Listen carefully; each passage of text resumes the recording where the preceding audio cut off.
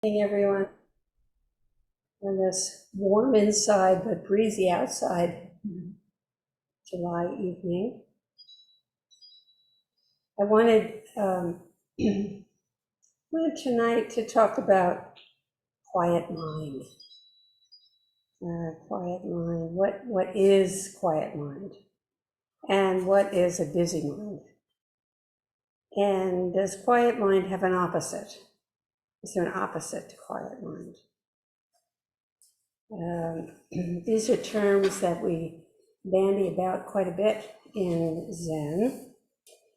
And like everything else in our practice, it's essential that we examine our direct experience of quiet mind, what this refers to.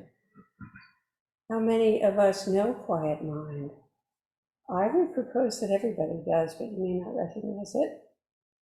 But it's worth just stopping and turning our attention to this very central treasure that comes as part of our practice.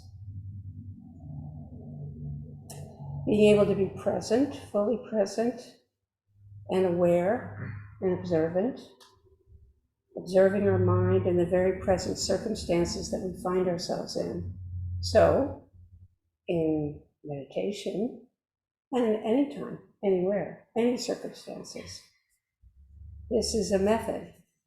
In Zen, we teach a method of inquiry, as simple as we can possibly make it.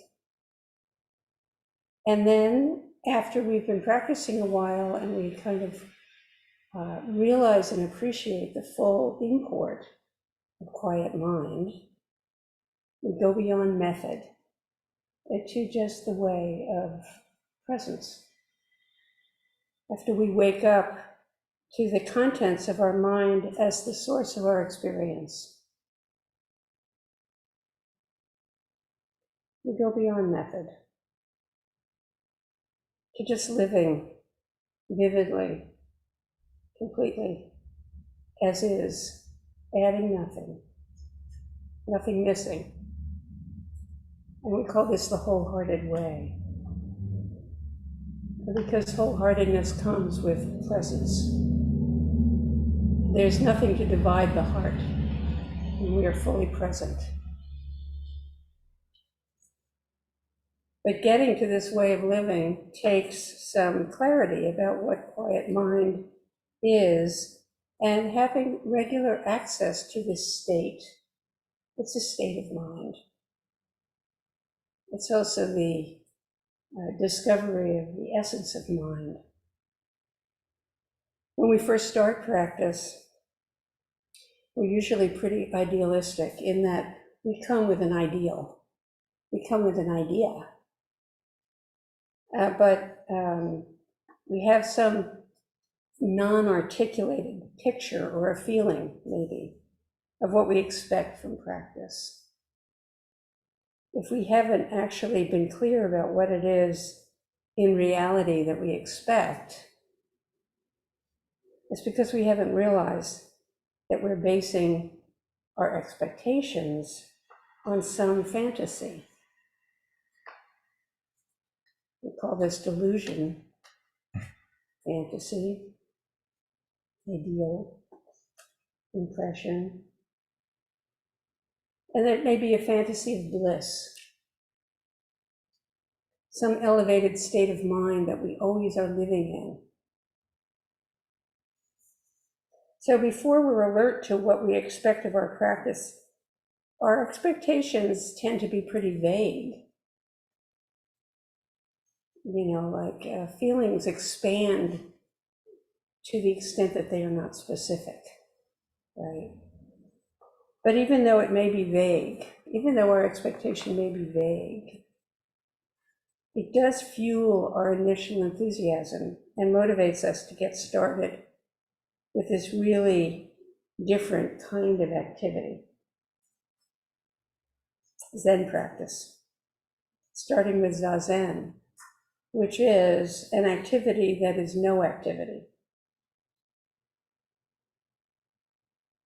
It just is, as my teacher Chozenbei says, just sitting and breathing. Life that is itself, just as it is. And in Zazen, there's nothing else to distract us. There's no avoiding. But we can be sure that we'll get little itches and little pains in the knee or the back, or some sense that we need to do something to adjust so that we get it just right. So our usual mind covers up, mixes up just this with what our expectations, our desires, our aversions, our narratives, whatever's going through the cognitive mind, the thinking mind. The thinking mind is a part of mind.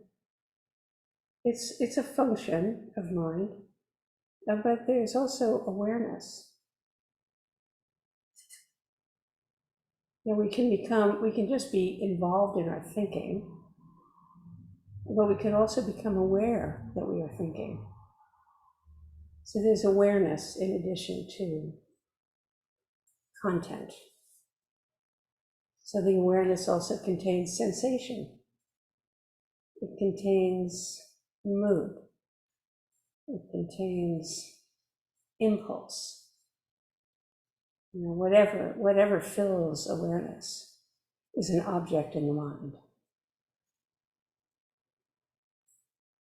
So while in Zazen, we are cultivating a non-purposive state. Ordinarily, everything we do has some kind of purpose, something added that gives us reasons for doing it, carrying along some anticipated outcome. I apply for a job with the anticipation that I'll get it, or maybe I won't get it.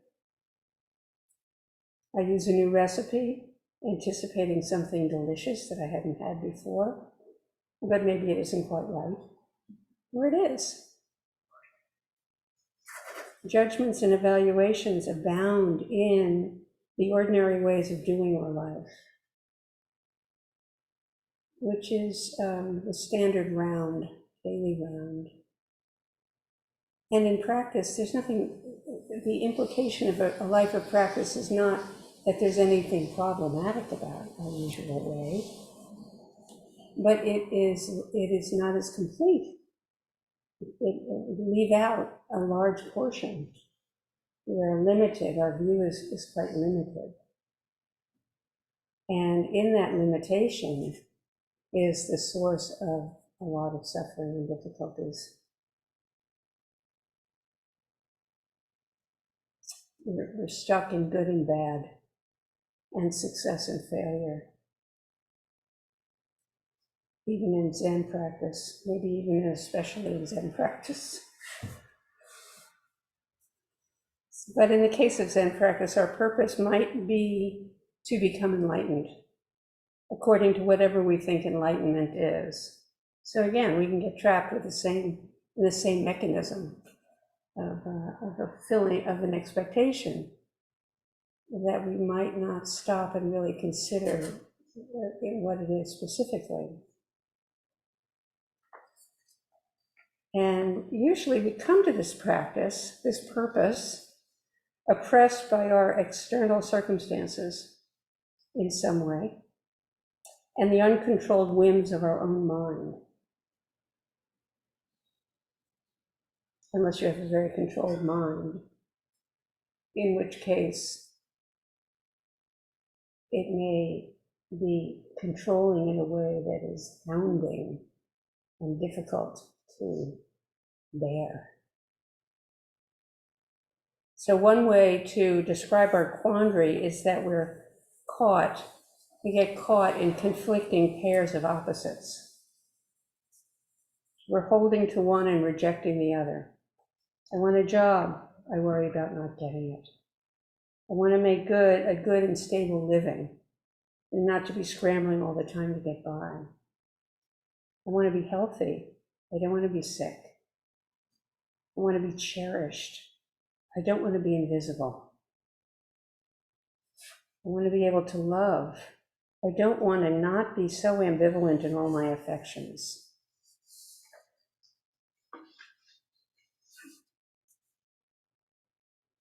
So you can fill in the blanks of what your own particular forms of this are, what you want and what you don't want, what's not quite right about you, or what's not quite right about your circumstances.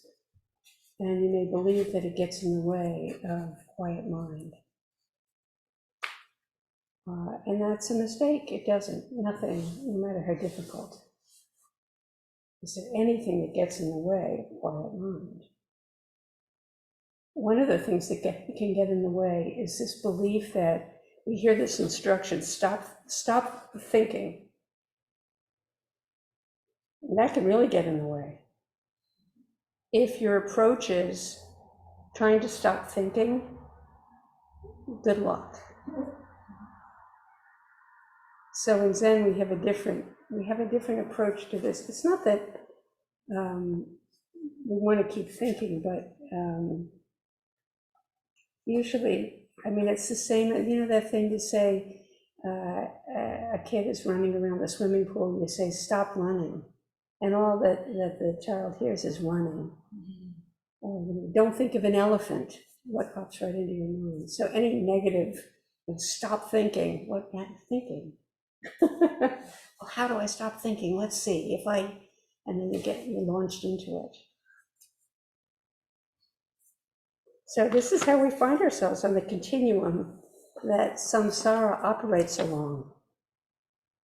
The road of desire and clinging, the road to perdition, the road to suffering and frustration, fulfillment and disappointment, elation and sorrow, just more of the opposites. Samsara is our life based on conditions. And yes, we always live a life based on conditions. We're always changing conditions and difficulties and problems and dissatisfactions and frustrations. Things don't turn out the way we want them to or we think they're going to. And it's an inflexible sense of who I am. The mind of samsara, the person that we are, a samsara being, is very caught in an inflexible sense of who I am. I'm not the kind of person who can quiet my mind. I'm not the kind of person who can meditate. I'm not the kind of person who can succeed. Or, you know, I mean, we get these really fixed kind of person ideas about ourselves, which is about ourselves as an object rather than functioning aggregates, ever-changeable parts. We get all so immersed in all of this, and this is what is busy mind. I mean, it's really obvious, but it's also worth stopping and taking a look. This is busy mind. So the person of the samsaric being that we all are is busy.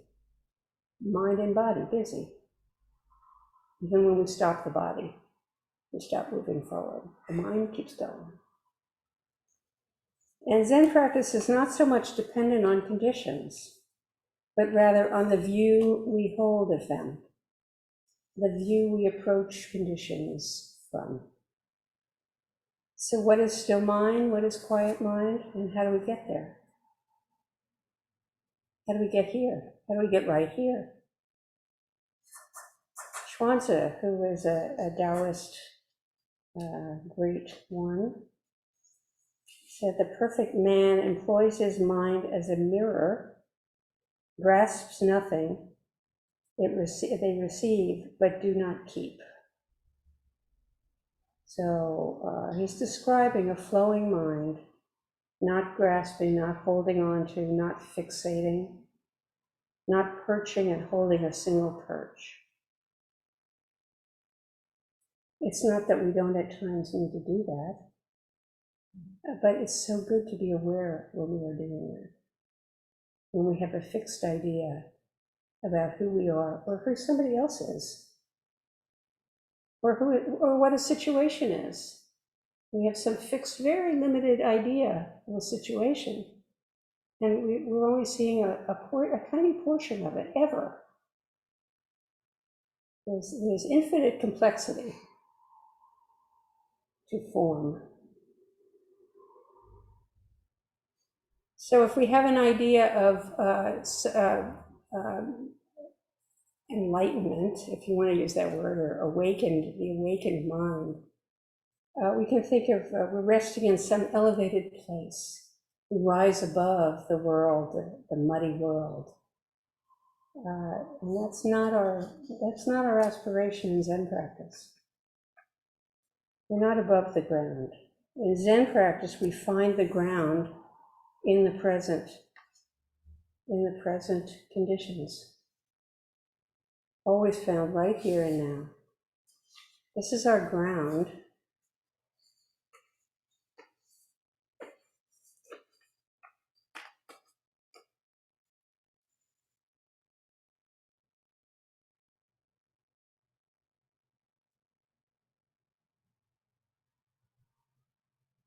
But what does that mean? What does the ground mean? So here's another Taoist analogy of quiet mind. Mind like water, yielding to everything that may be thrust into it. And because it always yields, it can never be harmed. You can slash at it forever with a knife without leaving any cut. And yet it never resists you. That's such a remarkable description of the mind that is really free and open. So this may start to get at what still and quiet mind refers to. But it's not a state. It too is not just a perch. You may know that from your own meditation, for instance. You may have moments of profound quietude. You know exactly what I'm talking about, what I'm referring to here. And then the next moment, chatter, impulse, emotion.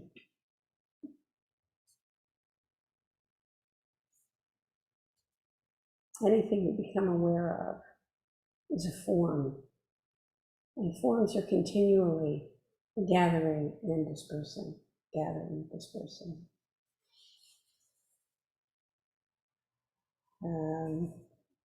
In quiet mind, we are very relaxed because there's nothing to do, and nothing to draw toward, nothing to push away. We're independent of liking and not liking. And even more relaxed because there is no self. There's no concern for a self, claiming and protecting. Not necessary.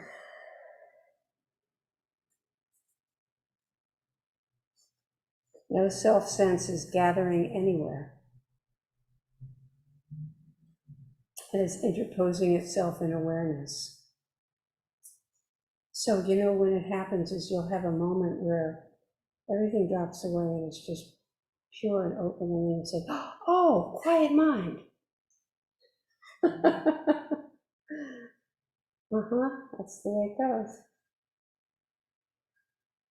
But there is a vitality, a dissolving into sudden intimacy that is very natural and very familiar.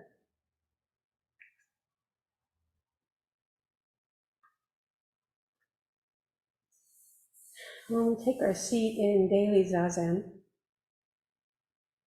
We are free. How often do you approach your sitting space with an appreciation of, now I sit in complete freedom, now sitting in complete freedom, rather than, oh, I have a few minutes, I'll get my zazen in. Like, oh no, I have to do zazen. And all that comes with it, all of our attitudes. It's really very poignant to watch ourselves. It's very amusing. If we have a warm heart, it can be very painful if we have a critical heart, if we have a habit of criticism. But if we are warm, it's rather amusing. So we are free to surrender the thinking mind and relax into the sounds of the moment, in the room, to breathe, to hear your neighbor shifting their body ever so slightly, perhaps even listening for the sound of your own thoughts. Can you hear a thought?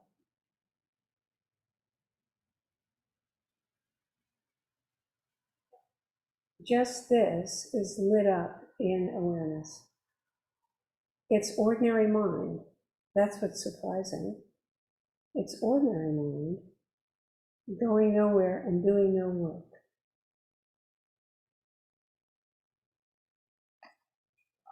Lit up in this field of quiet attention. The 10,000 things come forward. So you may not even notice that you are very quiet and attentive. And then suddenly the sun will cast a dance on the rug in front of you. Some of you may have noticed that during this period. Or just the sound of the drip of rain off the gutter in another season. Or the swoosh of the cars driving by. Or the breeze in the oak leaves. Where I live at night, there's a period of a lot of wind in the trees, and it sounds like the ocean. Or you may live by a busy street, and it sounds like the ocean, if you're just listening.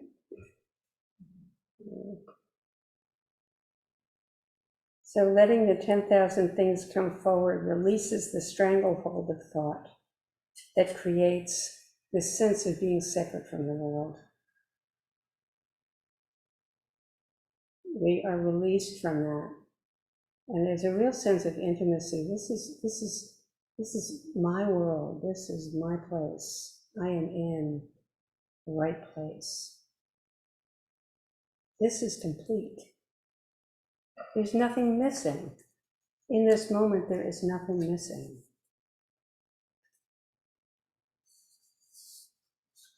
But if the mind is chattering and we're paying attention to the chatter as our only source of information, we'll never know this intimacy. Intimacy as direct experience.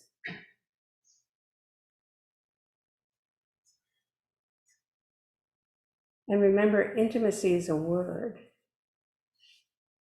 We usually use it when we're referring to being in relation to another person. But what about the intimacy? I have a lot of ants in my house right now. The intimacy with the ant world. They're amazing. They're very busy. They're kind of cute, even if I don't want them there.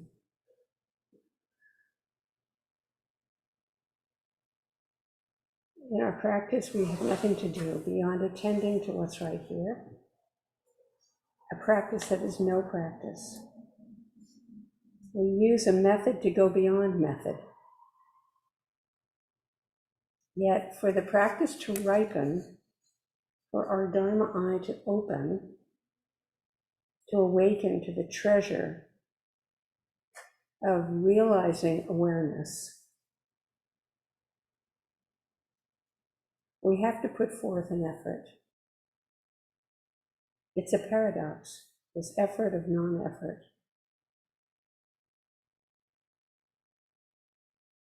Not all the time. I mean, we can have experiences when we're not, Zen practice, in my experience, Zen practice is not a one-to-one correlation. You don't see the fruits of practice as soon as you get up from the cushion. They just happen when they happen. You notice, maybe even in retrospect, or our friends notice, something's different there. You know, not as anxious. Gosh, you're not as reactive as you used to be, or whatever. There are endless ways that we appreciate the fruits of practice. But it's not take a pill and wake up. It doesn't work like that.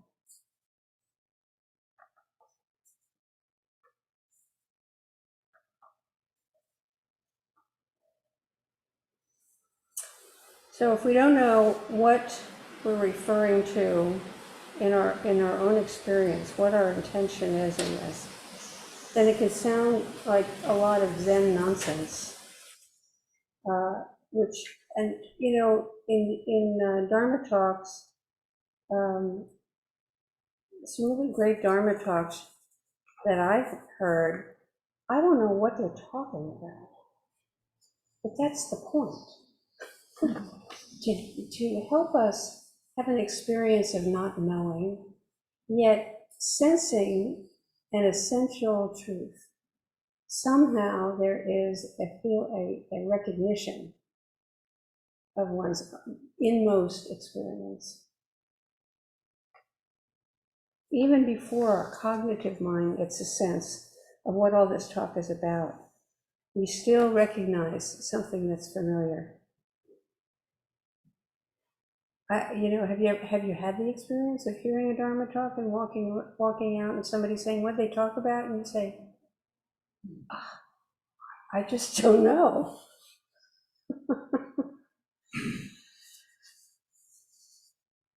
Which is why it's sometimes probably good not to tell everybody you're practicing Zen, because you're going to be caught up short. And when introducing Zen practice, it can be hard to give instruction that doesn't reinforce misunderstanding of what practice is about. So we keep it really simple. We describe the simplest elemental way. Follow the breath, breath by breath by breath. Follow sound, listen to sound.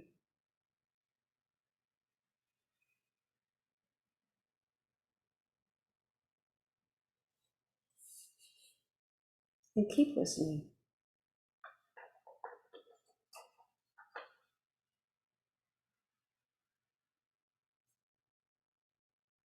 Even when we have hearing loss,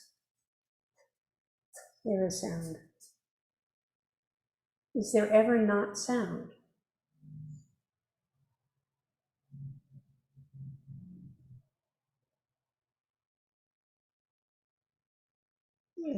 Sound is just this sound, just the breath. When we're using breath practice, we're breathing out all the way down through the feet. We're breathing in all the way up through the feet.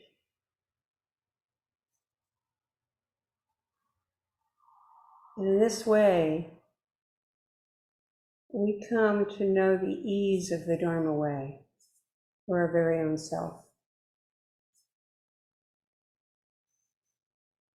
So I just want to finish with a little poem by Nyogen Senzaki, who was a very wonderful teacher of my teacher, Eiken Roshi.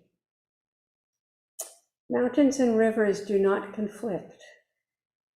Grasses and trees live harmoniously. Nature itself manifests loving kindness. 84,000 delusions cover the eyes of humans. They dream the whole world in a fighting mood. They see not the morning star, in the same way as Buddha did.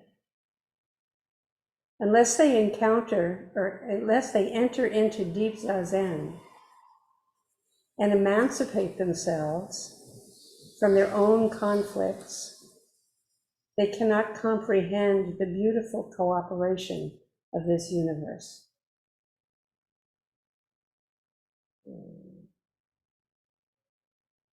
The beautiful cooperation of this universe. That's what we're making ourselves available to in our practice.